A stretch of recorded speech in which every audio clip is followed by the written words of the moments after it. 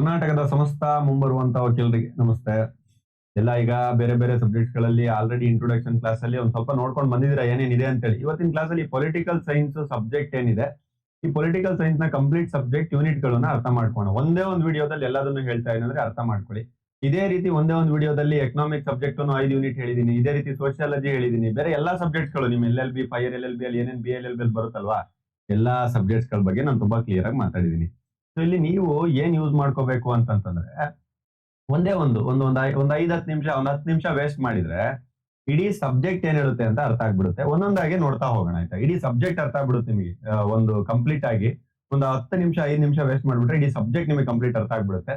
ಸರಿ ಈಗ political science ಅನ್ನುವಂತ ನಮ್ಗೆ ಒಂದು ಸಬ್ಜೆಕ್ಟ್ ಇದೆ, ಆರ್ಗನೈಸೇಷನ್ ಇನ್ ಇನ್ಸ್ಟಿಟ್ಯೂಷನ್ ಅಂತ. ಆಲ್ರೆಡಿ ಇದ್ರ ಬಗ್ಗೆ ನಾನು ಒಂದು ಇಂಟ್ರೊಡಕ್ಷನ್ ಅನ್ನ ಕೊಟ್ಬಿಟ್ಟಿದೀನಿ. ಏನಿದೆ ಈ ಸಬ್ಜೆಕ್ಟ್, ಏನ್ ಹೇಳುತ್ತೆ ಅನ್ನುವಂತ ಒಂದು ಆಲ್ರೆಡಿ ಇಂಟ್ರೊಡಕ್ಷನ್ ನಿಮ್ಗೆ ಕೊಟ್ಟಿದ್ದೀನಿ.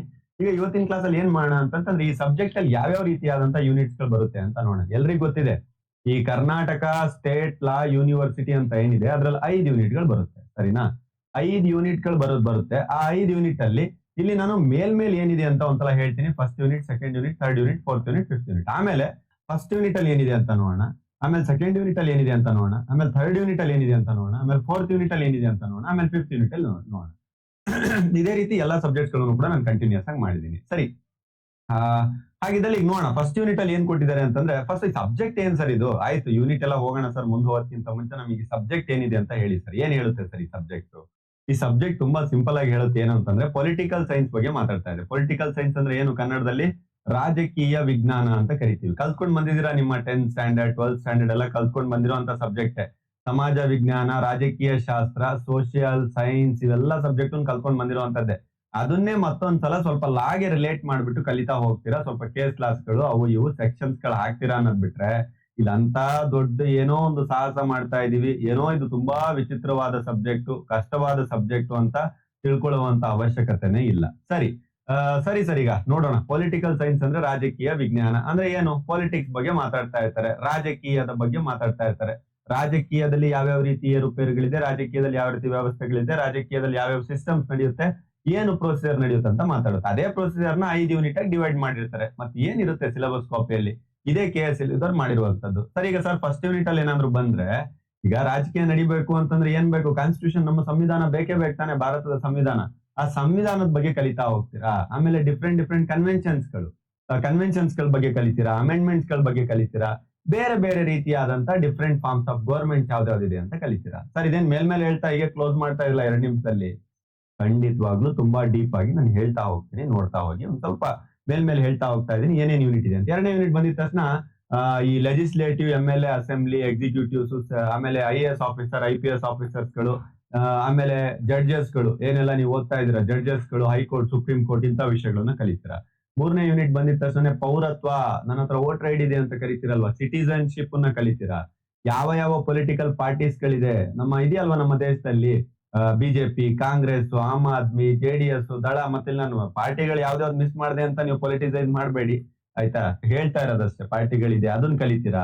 ಪಬ್ಲಿಕ್ ಒಪಿನಿಯನ್ಸ್ ಗಳು ಆಗ್ತಿರಲ್ವಾ ನೀವು ಸೋಷಿಯಲ್ ಮೀಡಿಯಾ ಅಲ್ಲಿ ಇಲ್ಲಿ ಎಲ್ಲಾ ಕಡೆ. ಸೊ ಆ ಪಬ್ಲಿಕ್ ಒಪಿನಿಯನ್ಸ್ ಗಳ ಬಗ್ಗೆನೂ ಕೂಡ ಕಲಿತಾ ಹೋಗ್ತೀರಾ. ಸೊ ಅದಾದ್ಮೇಲೆ ನೆಕ್ಸ್ಟ್ ಯಾವ್ಯಾವ ರೀತಿಯಾದಂತಹ ಪ್ರೆಷರ್ ಗ್ರೂಪ್ಸ್ ಗಳಿದೆ ಅನ್ನುವಂತ ವಿಷಯ ಕಲಿತೀರಾ. ಸರಿ ಈಗ ಯೂನಿಟ್ 4 ನಾನು ಎಂಟ್ರಿ ಕೊಟ್ಟೆ. ಯೂನಿಟ್ 4 ಅಲ್ಲಿ ಏನಿದೆ? ಯೂನಿಟ್ 4 ಅಲ್ಲಿ ಎಂಟ್ರಿ ಕೊಟ್ರೆ ಈ ಎಲೆಕ್ಷನ್ ಬಗ್ಗೆ ಕಲಿತೀರಾ. ಎಲೆಕ್ಟ್ರೋಟ್ ಯಾವ ರೀತಿ ಆಗುತ್ತೆ, ಕಾನ್ಸಿಸ್ಟೆನ್ಸಿ, ಇದು ಏನಂತ ಕರಿತೀವಿ ನಾವು, ಕನ್ಸಿಸ್ಟೆನ್ಸಿಸ್ ಅಂತ ಕರಿತೀವಲ್ವಾ. ಅಂತಂದ್ರೆ ಕ್ಷೇತ್ರಗಳು, ಎಲ್ಲೆಲ್ಲಿ ಎಲೆಕ್ಷನ್ಸ್ ಗಳು ನಡೆಯುತ್ತೆ, ಯಾವ್ಯಾವ ಕ್ಷೇತ್ರ ಹೇಗೆ ಡಿವೈಡ್ ಮಾಡಿರ್ತಾರೆ ಅನ್ನೋದು, ಬಲೂಟ್ ಸಿಸ್ಟಮ್ ನ ವೋಟಿಂಗ್ ಏನಿದೆ, ಆಮೇಲೆ ನಿಮ್ಮ 18 ವರ್ಷ ಮೇಲ್ಪಟ್ಟವ್ರು ವೋಟ್ ಮಾಡಬಹುದು ಅಂತ ಒಂದು ಸಿಸ್ಟಮ್ ನ ತಂದಿರಲ್ಲ, ಅದು ನಾವು ಯೂನಿವರ್ಸಲ್ ಅಡಲ್ಟ್ ಫ್ರಾಂಚೈಸಿ ಅಂತೀವಿ. ಆ ಸಿಸ್ಟಮ್ ನ ಕಲಿತೀರಾ. ಅದಾದ್ಮೇಲೆ ಇನ್ನೊಂದು ಲಾಸ್ಟ್ನೇದು ಫ್ರಾಂಚೈಸಿ ಫಾರ್ ವುಮೆನ್ಸ್ ಗಳು ಏನಿದೆ, ಅವರ ಫ್ರಾಂಚೈಸಿ ಬಗ್ಗೆ ಕಲಿತೀರಾ. ಲಾಸ್ಟ್ನೇ 5ನೇ ಯೂನಿಟ್ ಅಲ್ಲಿ ರೆಪ್ರೆಸೆಂಟೇಷನ್ ಬಗ್ಗೆ ಕಲಿತೀರಾ. ಆಮೇಲೆ ಮೈನಾರಿಟಿ ಯಾವ ರೀತಿ ರೆಪ್ರೆಸೆಂಟ್ ಮಾಡ್ತಾರೆ ಅಂತ ಕಲಿತೀರಾ. ಪ್ರಪೋರ್ಷನಲ್ ರೆಪ್ರೆಸೆಂಟೇಷನ್ ಬಗ್ಗೆ ಕಲಿತೀರಾ. ರೆಪ್ರೆಸೆಂಟೇಷನ್ ಅಂತಂದ್ರೆ ನೀವು ಹೇಗೆ ಪ್ರೆಸೆಂಟ್ ಮಾಡ್ತೀರಾ, ಹೇಗೆ ರೆಪ್ರೆಸೆಂಟ್ ಮಾಡ್ತೀರಾ, ರೆಪ್ರೆಸೆಂಟೇಟಿವ್ಸ್ ಗಳು, ಟೆರಿಟೋರಿಯಲ್ ಏನು, ಬಾರ್ಡರ್ ಏನು, ಈ ತರ ಕಲಿತೀರಾ. ಸರ್ ಇದೆಲ್ಲದನ್ನು ಹೇಳ್ತಿರ್ಬೇಕಾದ್ರೆ ಏನೇನೋ ಸ್ಟೋರಿ ಕೇಳ್ದಂಗ್ ಆಯ್ತು ಸರ್ ಅಂತ ಹೇಳ್ಬೇಡಿ. ದಯವಿಟ್ಟು ಸಿಲೆಬಸ್ ಕಾಪಿ ಇಟ್ಕೊಂಡು ನೋಡಿ. ಸರ್ ಸಿಲೆಬಸ್ ಕಾಪಿ ನಾನು ಯಾಕೆ ಓದ್ಲಿ, ಬೇಕಾ ಸಿಲೆಬಸ್ ಕಾಪಿ? ಸಿಲೆಬಸ್ ಕಾಪಿ ಅನ್ನುವಂಥದ್ದು ಒಂದು ಇಂಥ ಪಾಯಿಂಟ್, ನಿಮ್ಗೆ ಏನಾದ್ರೂ ಈ ಸಿಲೆಬಸ್ ಸ್ಕೋಪ್ ಅಲ್ಲಿ ಇರುವಂತದ್ದು ಕಂಪ್ಲೀಟ್ ಆಗಿ ಗೊತ್ತಿತ್ತು ಅಂತಂದ್ರೆ ನನಗೆ ಇಡೀ ಸಬ್ಜೆಕ್ಟೇ ಗೊತ್ತಿದೆ ಅನ್ನುವಂತ ಕಾನ್ಫಿಡೆನ್ಸ್ ಬರುತ್ತೆ. ಎಕ್ಸಾಮ್ ಹಾಲ್ ಅಲ್ಲಿ ಒಳಗಡೆ ಹೋಗಕ್ಕೆ ಬೇಕಾಗಿರೋದು ನಾಲೆಜ್ ಅನ್ನುವಂಥದ್ದು ಎಷ್ಟು ಇಂಪಾರ್ಟೆಂಟೋ ಅಷ್ಟೇ ಇಂಪಾರ್ಟೆಂಟ್ ಕಾನ್ಫಿಡೆನ್ಸ್. ನಿಮಗೆ ಕೆಲವೊಂದು ಸಬ್ಜೆಕ್ಟ್ಸ್ ಗಳು ನಿಮಗೆ ಏನು ಗೊತ್ತಿಲ್ದಂಗೆ ನಾನು ಏನೋ ಒಂದು ಬಂದ್ ಪಾಸ್ ಆಗ್ತೀನಿ ಅನ್ನುವಂತ ಒಳಗಡೆ ಹೋಗಿರುವಂತ ಸಬ್ಜೆಕ್ಟ್ ಗಳು ಪಾಸ್ ಆಗಿದೆ. ಯಾಕೆ ಪಾಸ್ ಆಗುತ್ತೆ? ನಿಮಗೆ ಆ ಸಬ್ಜೆಕ್ಟ್ ಕಾನ್ಫಿಡೆನ್ಸ್ ಇರುತ್ತೆ. ಕಾನ್ಫಿಡೆನ್ಸ್ ಇರೋದಕ್ಕೆ ಒಂದ್ ಸ್ವಲ್ಪ ಏನಾದ್ರು ಒಂದು ಕೀವರ್ಡ್ ಕೊಟ್ರೆ ಬರ್ತೀರಾ.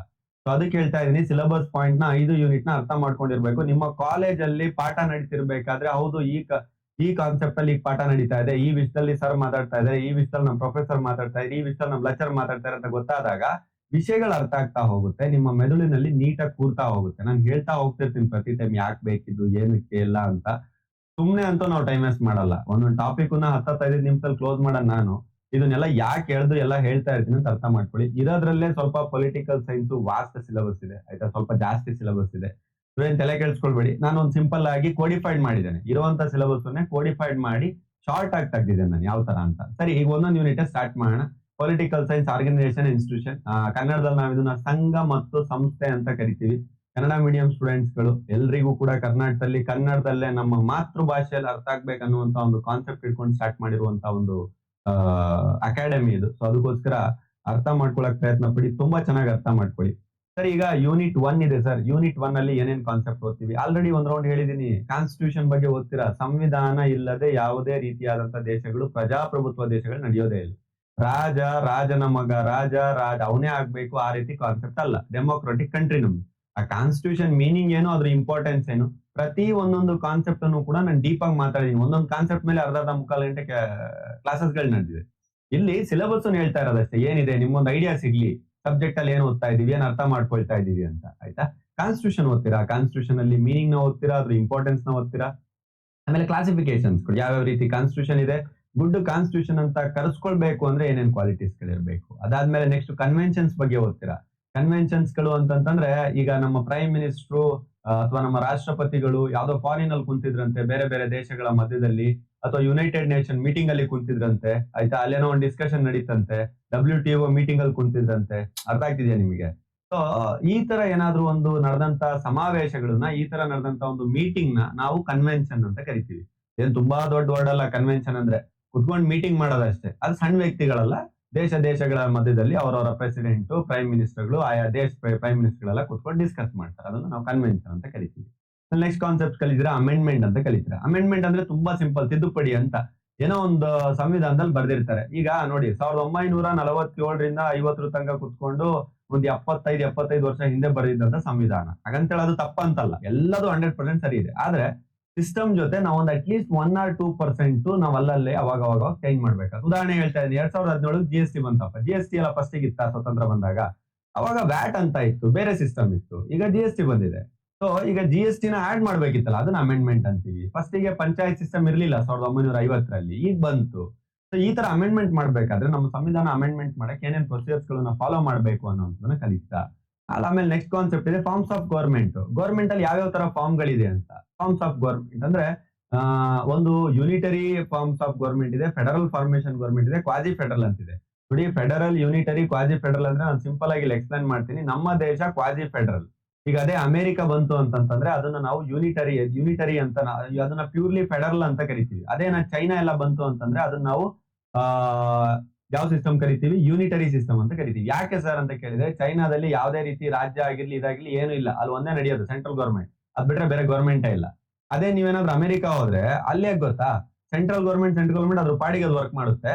ಆಮೇಲೆ ಕೆಳಗಡೆ ಇರುವಂತ ಸ್ಟೇಟ್ ಗವರ್ಮೆಂಟ್ ಗಳಿದೆಯಲ್ಲ, ಅಂದ್ರೆ ಸ್ಟೇಟ್ಸ್ ಗಳಿದೆಯಲ್ಲ, ರಾಜ್ಯಗಳು, ಅಲ್ಲಿ ರಾಜ್ಯಗಳು ಡಿವೈಡ್ ಆಗಿದೆ. ಸರ್, ಚೀನಾದಲ್ಲಿ ರಾಜ್ಯ ಇಲ್ಲ, ಅಲ್ಲೂ ಕೂಡ ರಾಜ್ಯ ಇದೆ. ಆದ್ರೆ ರಾಜ್ಯ ಗೀಜ್ಯ ಸರ್ಕಾರ ಅವೆಲ್ಲ ಏನಿಲ್ಲ, ಸೆಂಟ್ರಲ್ ಗವರ್ಮೆಂಟ್ ಒಂದೇ ಗವರ್ಮೆಂಟ್ ನಡೆಯೋದಲ್ಲ. ನಾನು ಒಂದೊಂದು ದೇಶ ಎಕ್ಸಾಂಪಲ್ ತಗೊಂಡು ಹೇಳ್ತಾ ಇದ್ದೇನೆ ಅಷ್ಟೇ, ನಿಮ್ಗೆ ಅರ್ಥ ಆಗ್ಲಿ ಅಂತ ಹೇಳಿ. ಆಯ್ತಾ?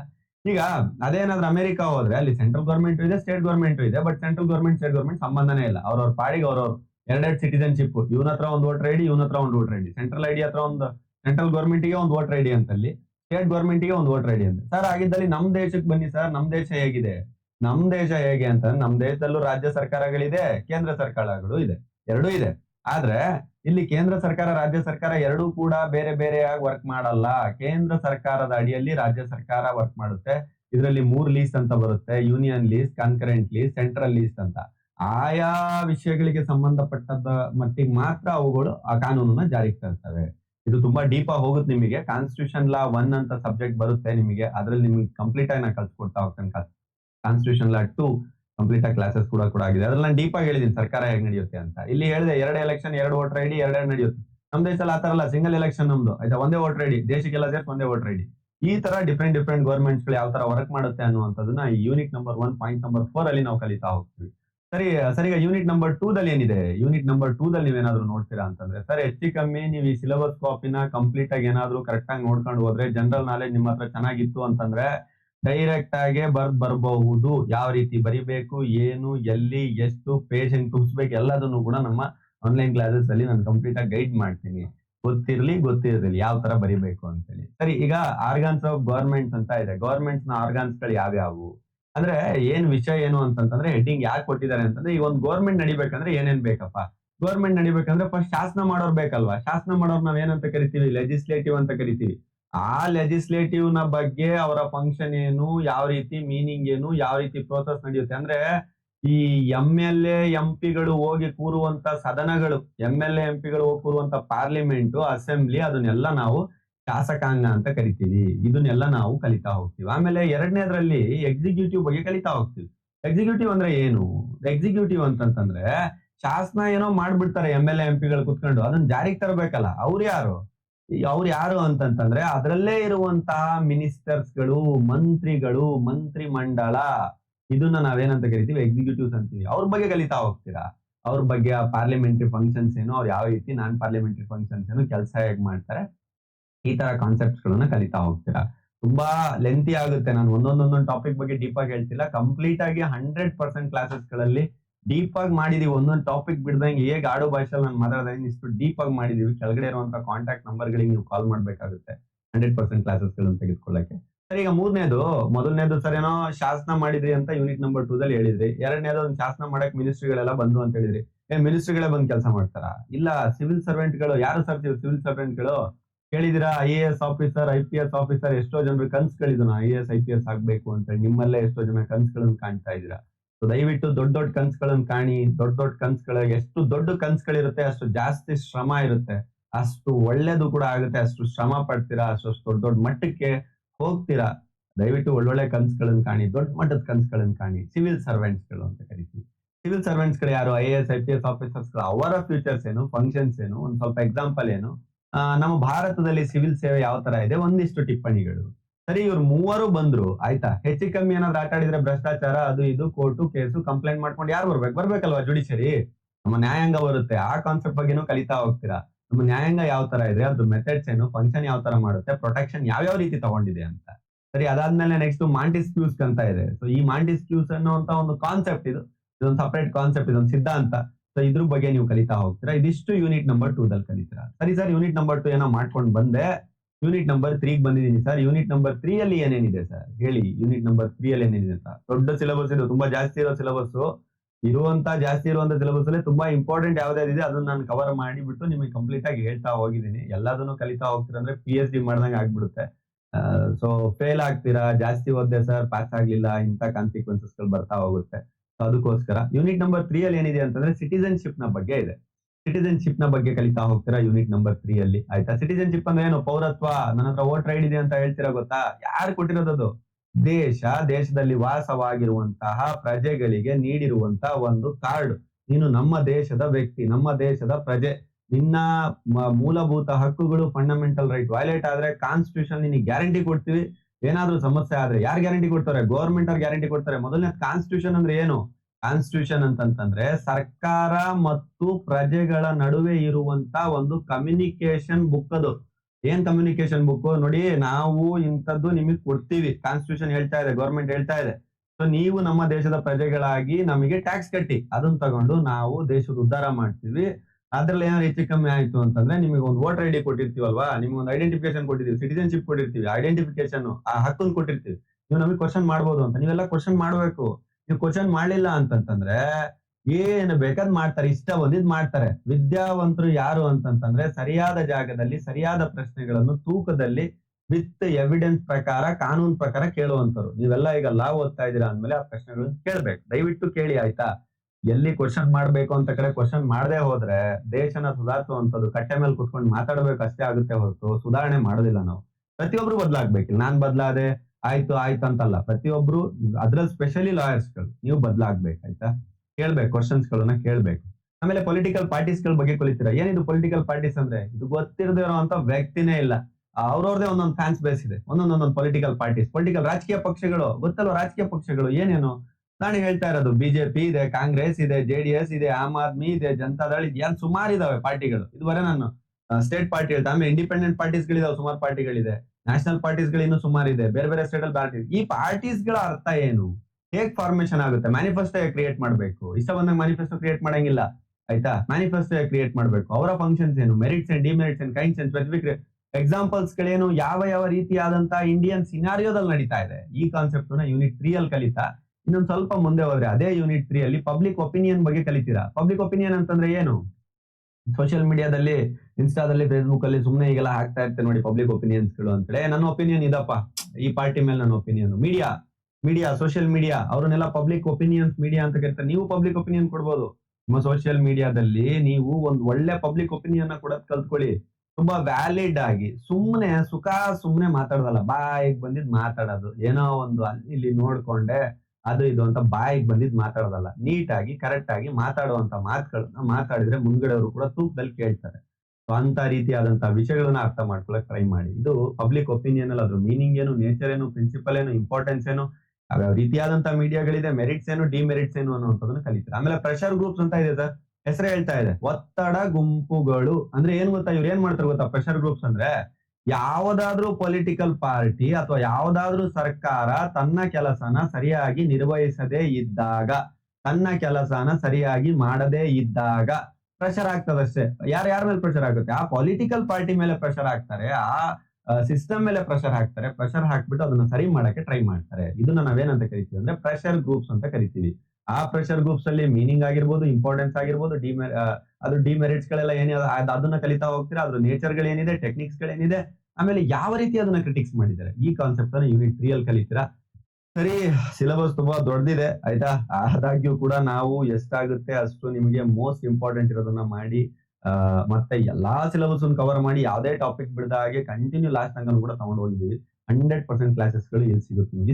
ಇಷ್ಟೇ ಮಜವಾಗಿ ನಾನು ಏನ್ ಮಾತಾಡ್ತಾ ಇದ್ದೀನಿ, ಇಷ್ಟೇ ಮಜವಾಗಿ ಇಡೀ ಸಿಲೆಬಸ್ ಓದೋಣ. ನಾನೇನೋ ಲಾ ಓದ್ಬಿಟ್ಟಿದ್ದೀನಿ ಅಂತ ಹೇಳಿ ತಲೆ ಮೇಲೆ ಇಡ್ಕೊಂಡು ಓದುವಂತದ್ದು, ಏನೋ ಮಾಡ್ಬಿಡ್ತೀನಿ, ಏನೋ ಲಾ ಓದಿನ ಅಂತ ನೆತ್ತಿ ಮೇಲೆ ಇಡ್ಕೊಂಡು ಅದೇನೋ ಒಂದು ಅನ್ಕೊಂಡು ಅಸಂಪ್ಷನ್ ಮಾಡ್ಕೊಂಡು ಅವೆಲ್ಲ ಬೇಡ. ನೆಮ್ಮದಿಯಾಗಿ ಆರಾಮಾಗಿ ಓದಿ. ತುಂಬಾ ಸಿಂಪಲ್ ಆಗಿ. ಲಾ ತುಂಬಾ ಸಿಂಪಲ್ ಸರ್. ಲಾ ಅಂದ್ರೆ ಏನ್ ಗೊತ್ತಾ, ಸುತ್ತಮುತ್ತ ಇರುವ ಸಮಾಜದಲ್ಲಿ ನಡೆಯುವಂತದ್ದು. ನಿಮ್ಗೆ ಏನ್ ಗೊತ್ತಿಲ್ವಾ, ಫ್ಯಾಮಿಲಿ ಇಶ್ಯೂಸ್ ಗಳು ಗೊತ್ತಿಲ್ವಾ, ಅದೇ ಫ್ಯಾಮಿಲಿ ಇಲ್ಲ. ಗಂಡ ಹೆಂಡತಿ ಜಗಳ, ಮೇಂಟೆನೆನ್ಸ್, ದುಡ್ಡು ಕೊಡು, ಫ್ಯಾಮಿಲಿ ಇಲ್ಲ. ಆಯ್ತು, ಕಾನ್ಸ್ಟಿಟ್ಯೂಷನ್, MLA MP ಇದೇ ಕಾನ್ಸ್ಟಿಟ್ಯೂಷನ್ ಇಲ್ಲ. ಆಮೇಲೆ ಮರ್ಡರ್ ಗಿಡರ್ ರೇಪ್ ಇವೆಲ್ಲ ನೋಡಿಲ್ವಾ, ಇದನ್ನೇ ನಾವು BNS IPC ಅಂತ ಕರಿತೀವಿ. ಏನಿದೆ ಅದ್ರಲ್ಲ, ಅದಲ್ಲಿ ಸುಮ್ನೆ ಯಾರೋ ಏನೋ ಹೇಳ್ತಾರೆ, ಇದಂತೆ ಅವೆಲ್ಲ ಏನೂ ಸೀನ್ ಇಲ್ಲ. ತುಂಬಾ ಸಿಂಪಲ್ ಆಗಿ ಗೊತ್ತಿರುವಂತ ವಿಷಯಗಳೇ ಇವು. ಸರ್, ಈಗ ಯೂನಿಟ್ 4 ಅಲ್ಲಿ ಬರ್ತೀರಿ. ಸರ್, ಯೂನಿಟ್ 4 ಅಲ್ಲಿ ಯಾವ ತರ ಗೊತ್ತಿರುವಂತ ವಿಷಯಗಳಿದೆ. ಎಲೆಕ್ಷನ್ ಬಗ್ಗೆ ನಿಮ್ಗೆ ಗೊತ್ತಿಲ್ವಾ, ಎಲೆಕ್ಷನ್ ಅದನ್ನೇ ನಾವು ಎಲೆಕ್ಟ್ರೋರೇಟ್ ಅಂತ ಕರಿತಾ ಇದೀವಿ. ಅದು ಅರ್ಥ ಏನು, ಅದ್ರ ಇಂಪಾರ್ಟೆನ್ಸ್ ಏನು, ಕ್ವಾಲಿಫಿಕೇಶನ್, ಒಂದು ಎಲೆಕ್ಷನ್ ಆಗ್ಬೇಕಂದ್ರೆ ಏನೇನು ಕ್ವಾಲಿಫಿಕೇಶನ್ ಇರಬೇಕು, ಡಿಸ್ಕ್ವಾಲಿಫಿಕೇಶನ್ ಏನು, ಒಂದ್ 4 ಎಕ್ಸಾಂಪಲ್ಸ್ ಗಳನ್ನ ಕೊಡಿ ಅಂತ ಕೇಳಿದಾರಪ್ಪ ಅಷ್ಟೇ. ಏನಿದೆ ಅದ್ರಲ್ಲಿ ಎಲೆಕ್ಷನ್ ಅಲ್ಲಿ ಕ್ವಾಲಿಫಿಕೇಶನ್ ಏನೇನ್ ಇರಬೇಕು. ನಮ್ ದೇಶ ಅಂತ ಬಿಡಿ ಹಾಳಾಗಿ ಹೋಗ್ಬಿಟ್ಟಿದೆ. ನಮ್ ದೇಶದಲ್ಲಿ ಎಬ್ಬಟ್ಗಳೇ ಕ್ವಾಲಿಫಿಕೇಶನ್. ಇದನ್ನ ಫಸ್ಟ್ ಅಮೆಂಡ್ಮೆಂಟ್ ತರಬೇಕು. ಯಾವ ತರ ಅಮೆಂಡ್ಮೆಂಟ್ ತರಬೇಕು ಅಂತಂದ್ರೆ, ಒಬ್ಬ ವ್ಯಕ್ತಿ ಎಲೆಕ್ಷನ್ ನಿಲ್ತಾ ಇದ್ದಾನೆ ಅಂತಂದ್ರೆ ಅವನ ಹತ್ರ ಅಟ್ಲೀಸ್ಟ್ ಒಂದು ಡಿಗ್ರಿ ಸರ್ಟಿಫಿಕೇಟ್ ಇರಬೇಕು. ಅಥವಾ ಇನ್ನೊಂದು ಯಾವ್ದೋ ಒಂದ್ ಕಡೆ ಎಲ್ಲೋ ಒಂದು ಸಂಘ ಸಂಸ್ಥೆಗೆ ಯಾವ್ದೋ ಒಂದು ನಿಲ್ತಾ ಇದ್ದಾನೆ ಅಂದ್ರೆ ಅವನ ಹತ್ರ ಒಂದಿಷ್ಟು PhD ಇರಬೇಕು, ಮಾಸ್ಟರ್ ಡಿಗ್ರಿ ಇರಬೇಕು. ಇಂಥದ್ದೆಲ್ಲ ಸಿಸ್ಟಮೇ ಇಲ್ಲ ನಮ್ಮಲ್ಲಿ. ಅಂತ ಕ್ವಾಲಿಫಿಕೇಶನ್ ಏನೇನಿಗೆ ಸಿಸ್ಟಮ್ ಇಲ್ಲ, ಅದು ಸೆಕೆಂಡ್ರಿ. ಬಟ್ ಏನೇನ್ ಸಿಸ್ಟಮ್ ಇದೆ ಅದನ್ನಾದ್ರೂ ನೋಡ್ಕೊಳ್ಳಿ. ಕ್ವಾಲಿಫಿಕೇಶನ್, ಡಿಸ್ಕ್ವಾಲಿಫಿಕೇಶನ್ ಅಂತ ಕರಿತೀವಿ. ಅದಾದ್ಮೇಲೆ ಕಾನ್ಸಿಸ್ಟೆನ್ಸಿಸ್ ಗಳು ಅಂದ್ರೆ ಯಾವ ಕ್ಷೇತ್ರಗಳು, ಕ್ಷೇತ್ರ ಅಂತ ಕರಿತೀವಿ ಗೊತ್ತಾ. ಒಬ್ಬ MLA ಹೇಳ್ತಾ ಇರ್ತಾನೆ, ಇದು ನನ್ ಕಾನ್ಸ್ಟಿಟ್ಯೂನ್ಸಿ ಆಯ್ತಾ, ಇದು ನನ್ ಕಾನ್ಸ್ಟಿಟ್ಯೂನ್ಸಿ. ಆಮೇಲೆ ಒಬ್ಬ ಇವನ್ ಹೇಳ್ತಾ ಇರ್ತಾನೆ, ಒಬ್ಬ MP ಹೇಳ್ತಾರೆ, ಇದು ನನ್ ಕಾನ್ಸ್ಟಿಟ್ಯೂನ್ಸಿ, ನನ್ ಕ್ಷೇತ್ರ ಇದು ಅಂತ ಮಾತಾಡ್ತಾರೆ. ಸೊ ಅದನ್ನ ಕ್ಷೇತ್ರ ಹೇಗೆ ಡಿವೈಡ್ ಮಾಡ್ತಾರೆ, ಅವರ ಫ್ಯೂಚರ್ಸ್ ಏನ್, ಮೆರಿಟ್ಸ್ ಏನ್, ಲಿಮಿಟೇಷನ್ಸ್ ಏನು, ಕೈಂಡ್ಸ್ ಏನು, ಡಿಫ್ರೆಂಟ್ ಕೈಂಡ್ಸ್ ಏನು. ಈ ಉದಾಹರಣೆ ಹೇಳ್ತಾ ಇರೋದು ನಮ್ ಕರ್ನಾಟಕ ಅಂತ ನೀವೇನಾದ್ರೂ ತಗೊಂಡ್ರೆ ಇದ್ರಲ್ಲಿ ಬೇರೆ ಕ್ಷೇತ್ರಗಳಿದೆ. ಬೇರೆ ಕ್ಷೇತ್ರಗಳಲ್ಲಿ ಬೇರೆ MLA MPs ಗಳು ಇವರೆಲ್ಲ ಗವರ್ನ್ ಮಾಡ್ತಾ ಇರ್ತಾರೆ. ಸೊ ಆ ಕ್ಷೇತ್ರಗಳು ಹೇಗಿರುತ್ತೆ ಅಂತ. ಆಮೇಲೆ ಈಗ ಎಲೆಕ್ಷನ್ ನಡೀತಾ ಇರುತ್ತೆ, ಆ ಟೈಮಲ್ಲಿ ನೋಡಿರ್ತೀರಾ ಬಲೂಟಿಂಗ್ ಸಿಸ್ಟಮ್ ಅಂತ ಕರಿತೀವಿ. ಯಾವ ರೀತಿ ಬಲೂಟಿಂಗ್ ಸಿಸ್ಟಮ್ ಇದೆ, ಡೈರೆಕ್ಟ್ ಸಿಸ್ಟಮ್, ಇಂಡೈರೆಕ್ಟ್ ಸಿಸ್ಟಮ್, ಅದನ್ನೆಲ್ಲ ಕರಿತೀರಾ. ಆಮೇಲೆ ಯೂನಿವರ್ಸಲ್ ಅಡಲ್ಟ್ ಫ್ರಾಂಚೈಸಿ, ಇಲ್ಲಿ ಜಾತಿ ಧರ್ಮ ಭೇದ ಭಾವ ಇದನ್ನೆಲ್ಲ ನೋಡಿ ಏನು ಕೊಡಲ್ಲ. 18 ವರ್ಷ ಆಯ್ತು ಅಂದ್ರೆ ಮುಗೀತು, ಅಡಲ್ಟ್ ಫ್ರಾಂಚೈಸಿ ಮೇಲೆ ಕೊಡುವಂತದ್ದು. ಆಮೇಲೆ ಫ್ರಾಂಚೈಸಿ ಫಾರ್ ವುಮೆನ್ಸ್ ಗಳಿಗೆ ಯಾವ ರೀತಿ ಫ್ರಾಂಚೈಸ್ ಗಳಿದೆ ಅಂತ ಅನ್ನುವಂಥದ್ದನ್ನ ಯೂನಿಟ್ 4 ಅಲ್ಲಿ ಕಲಿತಾ ಹೋಗ್ತೀರಾ. ಸರಿ, ಈಗ ಇದೆಲ್ಲ ಮುಗಿಸ್ಕೊಂಡು ಯೂನಿಟ್ 5 ಎಂಟ್ರಿ ಕೊಟ್ಟಿದ್ದೀರಾ. ಯೂನಿಟ್ 5 ದಲ್ಲಿ ಏನಾದ್ರು ಎಂಟ್ರಿ ಕೊಟ್ಟರೆ ರೆಪ್ರೆಸೆಂಟೇಷನ್ಸ್ ಬಗ್ಗೆ ಕಲಿತೀರಾ. ರೆಪ್ರೆಸೆಂಟೇಷನ್ ಅಂತಂದ್ರೆ ಏನು, ಯಾವ ರೀತಿ ಪ್ರೆಸೆಂಟ್ ಮಾಡ್ತೀರಾ ಅಂತ ಹೇಳಿ, ಆಯ್ತಾ. ಸೊ ಆ ರೆಪ್ರೆಸೆಂಟೇಷನ್ ಅಲ್ಲಿ ಅದರ ಡೆಫಿನೇಷನ್ ಏನೇನಿದೆ, ಯಾವ್ಯಾವ ರೀತಿ ಅದ್ರ ಡೆಫಿನೇಷನ್ ಬರುತ್ತೆ, ಮೀನಿಂಗ್ ಏನು, ನೇಚರ್ ಏನು, ಅದ್ರದ್ದು ಯಾವ ರೀತಿ ಮೀನಿಂಗ್ ಇರುತ್ತೆ, ನೇಚರ್ ಇರುತ್ತೆ, ಡೆಫಿನೇಷನ್. ಸೊ ಇದನ್ನ ಟೆರಿಟೋರಿಯಲ್ ಫಂಕ್ಷನಲ್ ಅಲ್ಲಿ ಯಾವ ರೀತಿ ಇಬ್ರು ಕೂಡ ವ್ಯತ್ಯಾಸ ಇದೆ ರೆಪ್ರೆಸೆಂಟೇಷನ್ ಅಂತ ಹೇಳ್ತಾರೆ. ರೆಪ್ರೆಸೆಂಟೇಷನ್ ಅಂದ್ರೆ ಏನು ಅಂತಂದ್ರೆ ನಿಮ್ಮನ್ನ ನೀವು ಪ್ರೆಸೆಂಟ್ ಮಾಡ್ಕೊಳ್ತಾ ಇರೋದು. ಓಕೆ, ನಾನು ಈ ತರ ನಾನು ಬರ್ತಾ ಇದ್ದೀನಿ ಅಂತ. ಸೊ ಇದೇ ರೆಪ್ರೆಸೆಂಟೇಷನ್ ಅಲ್ಲಿ ಮೈನಾರಿಟಿ ಅಂತಂದ್ರೆ ಕಡಿಮೆ ಪಾಪ್ಯುಲೇಷನ್ ಇರುವಂತಹ ಒಂದು ರೆಪ್ರೆಸೆಂಟೇಷನ್, ಅವರ ಬಲಟ್ ಸಿಸ್ಟಮ್ ಯಾವ ರೀತಿ ಇದೆ, ಸಿಂಗಲ್ ನಂಬರ್ ಕಾನ್ಸ್ಟಿಟ್ಯೂನ್ಸಿ ಬಲಟ್ ಸಿಸ್ಟಮ್ ಯಾವ ರೀತಿ ಇರುತ್ತೆ, ಮಲ್ಟಿ ನಂಬರ್ ಕಾನ್ಸ್ಟಿಟ್ಯೂನ್ಸಿ ಬಲಟ್ ಸಿಸ್ಟಮ್ ಯಾವ ರೀತಿ ಇರುತ್ತೆ ಅಂತ ಕಲಿತಾರೆ. ಆಮೇಲೆ ಪ್ರಪೋರ್ಷನಲ್ ರೆಪ್ರೆಸೆಂಟೇಷನ್ ಅಂತ ಇದೆ. ಪ್ರಪೋರ್ಷನಲ್ ರೆಪ್ರೆಸೆಂಟೇಷನ್ ಅನ್ನುವಂಥದ್ದು ಈಗ ಪ್ರಪೋರ್ಷನಲ್ ಆಗಿ ಕಲಿತೀರಾ. 10:20 ಅಂತಂದ್ರೆ 1:2. ಈ ತರ ಪ್ರಪೋರ್ಷನಲ್ ಆಗಿ ವೋಟಿಂಗ್ಸ್ ಗಳು ಎಲ್ಲ ಏನಿದೆಯಲ್ಲ ಡಿವೈಡ್ ಆಗ್ತಾ ಹೋಗ್ತಾ ಇರುತ್ತೆ. ಇದನ್ನ ಪ್ರಪೋರ್ಷನಲ್ ರೆಪ್ರೆಸೆಂಟೇಷನ್ ಅಂತ ಹೇಳಿ ಕರಿತೀವಿ. ಸರಿ, ಇದಿಷ್ಟಾದ್ಮೇಲೆ ಎಲ್ಲಾ ಯೂನಿಟ್ಸ್ ಗಳು ಇದೆ, ಆಯ್ತಾ. ನಾನು ಹಾಗೆ ಒಂದು ಸ್ಲೈಡ್ ತೋರಿಸ್ತಾ ಇರೋದಷ್ಟೇ, ನಿಮಗೆ ಕಂಪ್ಲೀಟ್ ಆಗಿದೆ. ಸೋಷಿಯಾಲಜಿ ಆಗಿರ್ಬೋದು, ಪೊಲಿಟಿಕಲ್ ಸೈನ್ಸ್, ನಿಮ್ಮ 5 year LLB ಕಂಪ್ಲೀಟ್ ಆಗಿದೆ. ಸೊ ನಮ್ಮ ಪ್ಲೇ ಲಿಸ್ಟ್ ಓಪನ್ ಮಾಡಿ ನೋಡಿ. ನಿಮ್ಮ ಸೆಮಿಸ್ಟರ್ ಗಳಿಗೆ ನಿಮ್ಮ ಸಪರೇಟ್ ಆಗಿ ಒಂದೊಂದು ಪ್ಲೇ ಲಿಸ್ಟ್ ಗಳನ್ನು ಮಾಡಿದೀವಿ. ಇದು ಒಂದ್ ಕಡೆ ಆದ್ರೆ ಇವತ್ತಿನ ವಿಡಿಯೋದಲ್ಲಿ ಏನ್ ಕಲ್ತ್ವಿ ಅನ್ನುವಂಥದ್ದನ್ನ ಒಂದು ಕ್ವಿಕ್ ರಿವಿಷನ್ ಮಾಡ್ಕೊಂಡು ಕ್ಲೋಸ್ ಮಾಡಿ. ಇವತ್ತಿನ ವಿಡಿಯೋದಲ್ಲಿ almost political science, organisation, institution ಇಡೀ ಸಬ್ಜೆಕ್ಟೇ ಅರ್ಥ ಆಗೋ ರೀತಿಯಲ್ಲಿ ಮಾತಾಡಿದ್ವಿ. 1, 2, 3, 4, 5ನೇ ಯೂನಿಟ್ ಬೇಸಿಕ್ ಇಂಟ್ರೊಡಕ್ಷನ್ ಅಂತ ಹೇಳಿ ಫಸ್ಟ್ ಖಾಲಿ ಪೇಜ್ ಅಲ್ಲಿ ಒಂದ್ ಸ್ವಲ್ಪ ಹೇಳಿದೆ. ಆಮೇಲೆ ಯೂನಿಟ್ 1 ಅಲ್ಲಿ ಬಂದ್ರೆ ಏನೇನ್ ಕಲಿತೀವಿ, constitution, conventions, amendments, forms of governments, main topics ಗಳು ಹೇಳ್ತಾ ಇದ್ದಾರೆ. ರಿವಿಷನ್ ಕ್ವಿಕ್ ರಿವಿಷನ್ ಅಂತ ಕರಿತೀವಿ, ವಿತಿನ್ 2 minutes ರಿವಿಷನ್. ಸರಿ, ಯೂನಿಟ್ ನಂಬರ್ 2 ದಲ್ಲಿ ಏನ್ ಕಲಿತೀವಿ ಅಂತಂದ್ರೆ ಲೆಜಿಸ್ಲೇಟರ್ ಹೇಳಿದೆ, ಶಾಸನ ಮಾಡೋರು ಯಾರು ಅಂತ ಹೇಳಿ. ಸೊ ಅದನ್ನ ನಡ್ಸ್ಕೊಂಡು ಹೋಗೋರು ಎಕ್ಸಿಕ್ಯೂಟಿವ್ಸ್, ಮಿನಿಸ್ಟರ್ಸ್ ಗಳ ಬಗ್ಗೆ ಹೇಳಿದೆ. ಆಮೇಲೆ ಅವ್ರ ಕೆಳಗೆ IAS ಆಫೀಸರ್ಸ್ ಗಳು, IPS ಆಫೀಸರ್ಸ್ ಗಳು, IRS, ಸುಮಾರು ಸರ್ವಿಸ್ ಬರ್ತಾವ ಅದ್ರಲ್ಲಿ. ಅದನ್ನ ಸಿವಿಲ್ ಸರ್ವಿಸ್ ಅಂತ ಹೇಳ್ತೀವಿ. ಇವರ ಮಧ್ಯೆ ಏನಾದ್ರು ಸಮಸ್ಯೆ ಆದ್ರೆ ಜುಡಿಷಿಯರಿ ಬರ್ತಾರೆ ಅಂತ ಹೇಳಿದೆ. ಆಮೇಲೆ ಮಾಂಟೆಸ್ಕ್ಯೂಸ್ ಬಗ್ಗೆ ನಾವು ಓದ್ತೀವಿ ಅಂತ ಹೇಳಿದೆ. ಯೂನಿಟ್ ನಂಬರ್ 3 ಅಲ್ಲಿ ನನ್ನ ಹಕ್ಕಿನ ಬಗ್ಗೆ ನಾನು ಮಾತಾಡ್ಲಿಕ್ಕೆ ನನ್ನ ಹತ್ರ ಏನ ಪ್ರೂಫ್ ಇದೆ ಅಂತ ಹೇಳಲಿಕ್ಕೆ ಸಿಟಿಸನ್ಶಿಪ್ ಬಗ್ಗೆ ಓದ್ತೀವಿ ಅಂತ ಹೇಳಿದೆ. ಪೊಲಿಟಿಕಲ್ ಪಾರ್ಟೀಸ್ ಗಳ ಬಗ್ಗೆ ಹೇಳಿದೆ, ಇದನ್ನ ಕಲಿತೀವಿ ಅಂತ. ಪಬ್ಲಿಕ್ ಒಪಿನಿಯನ್ ಬಗ್ಗೆ ಕಲಿತೀವಿ ಅಂತಾನು ಕೂಡ ಹೇಳಿದೆ. ಆಮೇಲೆ ಏನಾದ್ರು ಕೆಲಸ ಮಾಡದೇ ಇದ್ದಾಗ ಪ್ರೆಷರ್ ಗ್ರೂಪ್ಸ್ ಗಳು ಅಂತ ಬರ್ತಾರೆ, ಒತ್ತಡ ಗುಂಪುಗಳು, ಅವ್ರು ಬರ್ತಾರೆ ಅಂತ ಹೇಳಿದೆ. ಸರಿ, ಯೂನಿಟ್ ನಂಬರ್ 4 ಬಂದೆ. ಯೂನಿಟ್ ನಂಬರ್ 4 ಅಲ್ಲಿ ಪ್ಯೂರ್ ಆಗಿ ಎಲೆಕ್ಷನ್ ಬಗ್ಗೆ ಮಾತಾಡಿದ್ವಿ. ಎಲೆಕ್ಷನ್ ಹೆಂಗಾಗುತ್ತೆ, ಕಾನ್ಸ್ಟಿಟ್ಯೂನ್ಸಿ ಹೇಳಿ, ಇದು ನಮ್ಮ ಕಾನ್ಸ್ಟಿಟ್ಯೂಷನ್ಸ್ ಗಳು ಯಾವ ರೀತಿ ಇರುತ್ತೆ, ಕ್ಷೇತ್ರಗಳು ಯಾವ ರೀತಿ ಡಿವೈಡ್ ಆಗುತ್ತೆ, ಬಲೂಟಿಂಗ್ ಯಾವ ತರ ಆಗುತ್ತೆ, ಆಮೇಲೆ ವೋಟರ್ ಐಡಿ ಕೊಡಬೇಕಾದ್ರೆ ಯಾವ ರೀತಿ ಅಡಲ್ಟ್ ಫ್ರಾಂಚೈಸಿ ತಗೊಳ್ತಾರೆ ಅನ್ನುವಂಥದ್ದನ್ನ ಕಲ್ತ್ವಿ. ಯೂನಿಟ್ ನಂಬರ್ 5 ಅಲ್ಲಿ ರೆಪ್ರೆಸೆಂಟೇಷನ್ ಬಗ್ಗೆ ಕಲ್ತ್ವಿ. Representation minority representation, proportional representation ವಿಧಗಳೇನು, ಕೈನ್ಸ್ ಏನು, ಎಲ್ಲದನ್ನು ಕೂಡ ಕಲಿತೀವಿ ಅಂತ ಹೇಳಿದ್ವಿ. ಈಗ ನಾನು ಸಿಲೆಬಸ್ ಓವರ್ ಇಂಟ್ರೊಡಕ್ಷನ್ ಕೊಟ್ಟಿರೋದು ಬಿಟ್ರೆ ನಿಮ್ಗೆ 100% ಕ್ಲಾಸಸ್ ಗಳನ್ನ ಕೊಟ್ಟಿರುವಂತದಲ್ಲ. 100% ಕ್ಲಾಸಸ್ ಗಳು ನಿಮ್ಗೆ ಏನಾದ್ರು ಬೇಕು ಅಂತಂದ್ರೆ ಕೆಳಗಡೆ ಕೊಟ್ಟಿರುವಂತ ನಂಬರ್ಸ್ ಗಳಿಗೆ ಕಾಲ್ ಮಾಡಿ. ಆಮೇಲೆ ಎಲ್ಲಾ ಕ್ಲಾಸಸ್ ಗಳು ನಾನೇ ಖುದ್ದಾಗಿ ಕಂಡಕ್ಟ್ ಮಾಡಿದೀನಿ. 100% ಎಲ್ಲಾ ಕ್ಲಾಸಸ್ ಗಳು 5 ಯೂನಿಟ್ ಸಿಲೆಬಸ್ ಗಳನ್ನ ವಿತ್ ಇಂಪಾರ್ಟೆಂಟ್ ಕ್ವಶನ್ಸ್ ಗಳ ಸಮೇತ, ನೋಟ್ಸ್, ವಿಡಿಯೋಸ್, ಕ್ಲಾಸಸ್, ಆನ್ಲೈನ್, ಆಮೇಲೆ ಪ್ರೊಫೆಸರ್ ಚಾಟ್, ನನ್ ಜೊತೆ ಡೈರೆಕ್ಟ್ ಆಗಿ ಮಾತಾಡ್ಲಿಕ್ಕೆ ಸಬ್ಸ್ಕ್ರಿಪ್ಷನ್ ತಗೊಂಡು ಡೈರೆಕ್ಟ್ ಆಗಿ ಮಾತಾಡಿ ಆರಾಮಾಗಿ ಏನೇ ಡೌಟ್ಸ್ ಇದ್ರು ಕ್ಲಾರಿಫೈ ಮಾಡ್ಕೊಳ್ಳಿ. ಲೀಗಲ್ ಡೌಟ್ಸ್ ಕೊಡೋ ಸೆಮಿನಾರ್, ಇಂಟರ್ನ್ಶಿಪ್, ಅಸೈನ್ಮೆಂಟ್, ನಿಮ್ಮ ಫ್ಯೂಚರ್ ಗೈಡೆನ್ಸ್ ಎಲ್ಲದೂ ಕೂಡ 100% ಇದೆ. ಕೆಳಗಡೆ ಕೊಟ್ಟಿರುವಂತ ನಂಬರ್ಸ್ ಗಳಿಗೆ ಕಾಲ್ ಮಾಡ್ಕೋಬೇಕಷ್ಟೇ ನೀವು. ಬೇರೆ ಏನು ಮಾಡುವಂತ ಸಾಹಸ ಇಲ್ಲ. ಅಲ್ಲಿರುವಂತ ನಂಬರ್ಸ್ ಗಳಿಗೆ ಕಾಲ್ ಮಾಡ್ಕೊಳ್ಳಿ ಅಷ್ಟೇ. ಆಮೇಲೆ ಇದಿಷ್ಟು ಹೇಳ್ತಾ ನಾನು ಈ ವಿಡಿಯೋನ ಕ್ಲೋಸ್ ಮಾಡ್ತಾ ಇದ್ದೇನೆ. ಮುಂದಿನ ವಿಡಿಯೋದಲ್ಲಿ ಮತ್ತೆ ಕಂಟಿನ್ಯೂಟಿ ಒಂದೊಂದೇ ಯೂನಿಟ್ ನಾವೇನ್ ಫಿನಿಶ್ ಮಾಡಿದ್ವಿ ಅದ್ರ ಜೊತೆ ಸಿಗೋಣ. Thank you very much from ನಮ್ಮ ಕಾನೂನು law academy team. Thank you.